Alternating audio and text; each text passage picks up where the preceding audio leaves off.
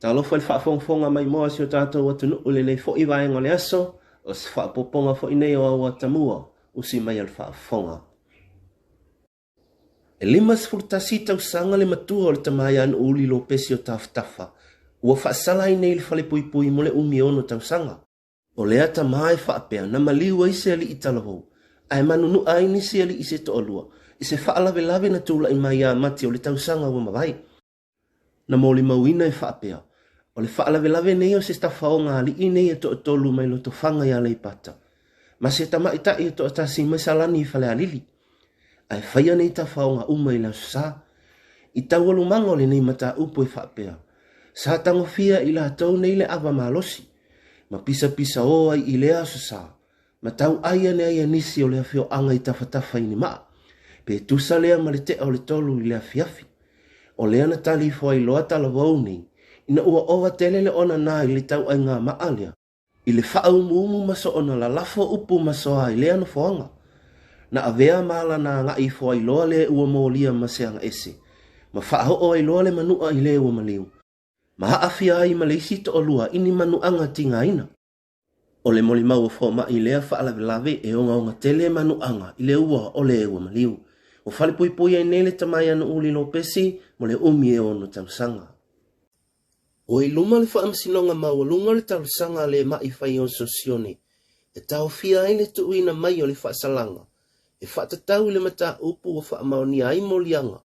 O le tau pule pule e whao o le oti le sa avea mapale mi o le atunuu. Tula e pasa i lele malia le ngoi. Se ia mai ai lo ilo le tausanga toi lo ilo. O lo ua i luma nei o le whaamasinonga. O le mai whai o sosione o lo o tua ia whaatasima malele paulo. I le molianga o le tau pule pule whao o le oti atu la epa. Ma o le masina na se imawai atu nei na whaamaonia ai e le laulau a whaatonu molianga. O loo whaasanga ia ila ua nei. O le asona nafina ia i le whaamoe moe, tuuina mai ia i le whaasalanga mo ila ua nei. E tai na whaailoa e la whionga le whaamasino sinia hui Clarence Nelson i le lo ia le mai. E le ia o atu se kopi o le taurasanga, e tau fia e le tuuina mai o se whaasalanga. Ai ua whaailoa e le lo ia sione. O le asa wharaile le vai asona te anei na whaaulu atu ai le ataurasanga le whaamasinonga. Ua whautua ina nei e le ofisa lo e sili whaasalanga whaafale pui pui. E se fulu tau sanga e amatai whaasalanga i ali i e te olua. Ma o le aswharele nei ua atofa e au mai e se whaasalanga le whaamsinonga i le amata upu. Ua whaalia se whina ngalo le ministawa o ngata alonga maanga nuu le a whio ngā seu ula tu au ioni. I le ono tapunia le tu mau ai leo a onga i le atu nuu. Pe a whai e tu mau pea le to atele o le whanau a onga e a whia i le fulu. O se finangalo le o le minista ina ua fisilingia sona finangalo i le tūlanga pepesi o le whaamai o le fulu o lo o iai nei. Sau no le minista o le lua vai aso lo tu ua ia onga o lo o mata i tū le lei le matanga luenga o a onga a fianga o le fulu o lo o pepesi nei. Ai mai se o le to atele lava o whanau iti o lo au ina atu i whale mai whai tū ma lo, whale mai tū ma oti. Whaapea le whale mai tele i moto o tua. O loo whaalangolango fo i le matanga luenga i li poti mai le soifua malolo ina. Tā ua le minista. O le awhai ase whanutanga ma le matanga luenga le soifua malolo ina. E mautu le le iai se whai unga. O le vai asolo na lua le nei o tuuanga a onga le whanau. Ma o le vai aso fau ua iai le whaamoe moe to ea e umai a onga. Pe ta ina saunoa le minista a whailanga o le amai tauina pea le whaatuputupu la ia o le pepesi o le fulu i whanau ma le aisi tūlanga le lei. I le toe a matania ai o a onga mo le isi kuata. O le a tuuina mai ai loa se whaasala launga e whaau a wai peo na malo loa onga se ia toe longo ina mai. Ua whaamaunia mai il komisino le matanga luenga o leo le sunga au apa au longo i tino Filippo. E whaasalau walu sifuru maleiva te si maleiva kalama le mamafa o whala au whasaino le maruana. Ua mai au na nuti na maua le whale meli i le asoana nafi. Mai o mai le taimi nei o lo talia le tuatua lo ia le matanga luenga o tiute matupe maua. O nei whala au whasaina mo le suesueina. Ai i se pepa o whaamatalanga mai le ofisa o tiute o lo whailo ai. O le ngalulua e whaatasi o le vaenga tu whaatasi o tai whausongi le matanga luenga o tiute matupe maua ma le matanga luenga o leo leo. Whaatasi ai ma le fisosoani mai ali i whautua o le polo kalame o tai whausongi e Pasifika. Ma le ofisa o tiute New Zealand. na mafuai o na maua nei fuala au whaasaina. Whaalia e lea pepa o whaamatalaga o nei mauriwana. Ua ngausia i se awala e omi a maopo le lei, ma e le mawhai o na ngausia i Samoa. Ma ua mauti no ai o nei fuala au whaasaina, na au wina mai atu nu e mamau. Na sau noa au apa au paule tūlanga e mawhai o na whaamaonia mai. O ia fuala au whaasaina, sa mau e le whale meli a pia. Na mamoli whaafitai le tamaitai pālimia e le tani ngā mālo Amerika Samoa. I le lato fontanga lea na whaama e aina le vai aso na te anei.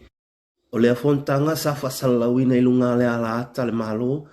Ia, whai ua tuaisa mātou whaamtaranga e whai ia o masui o le mātou au maranga atonu e fo isi taimi o mua pe atatou toe whio fofai. Ai mō le fontanga lava le nei. Whaafitai tele i lau e whionga i le kovana, ma le nai tū o le tātou ainga. Ia, ai maise i lātou sa ngafa ma le tāpena ina o le tātou mawhitanga whaafitai, whaamali e ina tūlanga uma o le tātou fontanga. O loo i loa lava o loo la alape i luma le leo na whaatino o le tātou whaamoe moe. Ia, mai mātou no whaatali mai foi i le whai unga atu o le tausanga. Tau te awhio atu ai. Mai a whailo atu ai se suinga o le ai ai le fontanga lona lua. O le atali malo ai sa mo atu tō tasi po lo tātou atu nu. I le ono se e atu lea i le motu tele i sala whai o lea fontanga. O le ufai mātala ma le kōvana. Atou atu roa, tātou wolo i sawai. Se i utou sila e le mātou motu. E le reile ta umau atu. E fuafua ai pe fial tau au malanga e o atu. Ai fuafua ai fo i mātou. O le ale au ale mumoli umai tātou i sawai. O le mea sidi ala te re va a olu. E mumoli ai tātou i sawai. Ia ai e tāua fo i lotou sila. E le nā fo i vaenga o le atunu. Ia lai ata mai ai le tau loia sili. E le leo le au o i lona ai ngai i sawai pātou awhio atu. Ia ma oto uma wai tere oto e to pito sawai. Ai o le whaafitai le nā i lau whionga i le kovana ma le naitu o le tātou wainga ua whaamali eina. Ia le nei usu ngā whono i mātou uma mai i tumuampuli.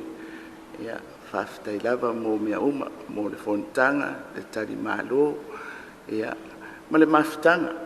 O te loa lava i ate au fo ia, ai baba ai atu fo i lautou fo i mio whātasi.